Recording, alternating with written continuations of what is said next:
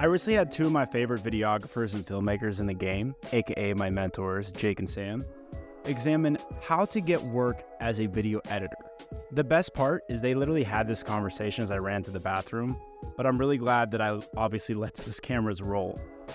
So Jake, Sam, take it away. I feel like it's easier. This is probably one of my most controversial opinions, but I think it's way easier to get a job as a video creator than it is 90% of other jobs, because you can show your work. Yeah, you don't have to convince. I don't when I got jobs and internships and all the things that I had to convince people to hire me for. The conversation was negligible. I was just look, and they're like, we want that. When can you start? It's it's show don't tell, right? Easier so. Yeah, and I have a ton of tips on what you can do to make a great sizzle reel.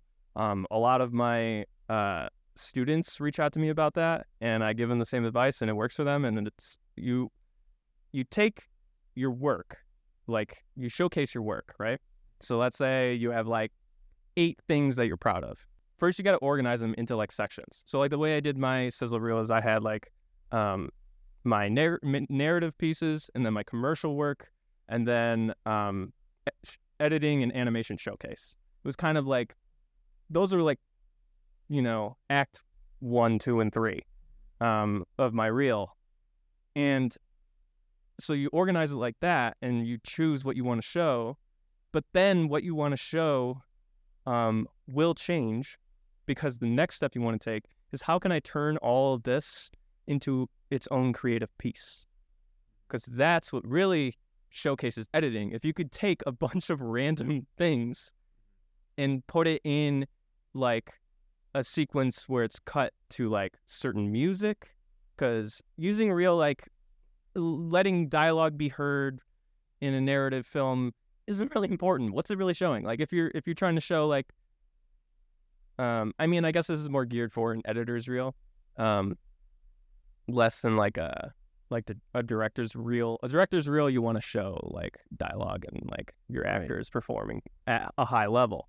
But from an editor perspective, it's forget most of the audio that comes with these different videos that you're showcasing, and choose some music, and maybe 3 different songs that are, it could be royalty free, probably, because you're not trying to distract with actual lyrical music.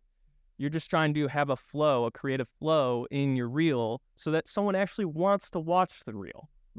I don't want you to watch my reel so that you see all the things that I've worked on and everything's out of context. Mm-hmm. That sucks. It has to make sense. Yeah, for the audience. And it makes sense for the audience if it's an interesting video to watch on its own. And that's what I did with my reel. And I'm still proud of it. I think that's part of the reason why I never updated it too. Mm-hmm. If it's not broke, don't fix it. Yeah. And I had fun making it.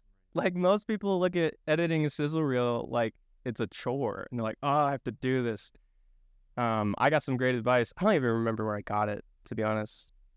I think I was just Googling. I just read it online. And it was approach your reel like it's its own creative piece.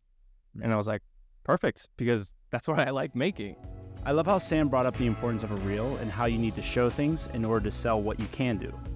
This is something that's helped me tremendously, and even to the point of having a conversation, and clients will bring this up.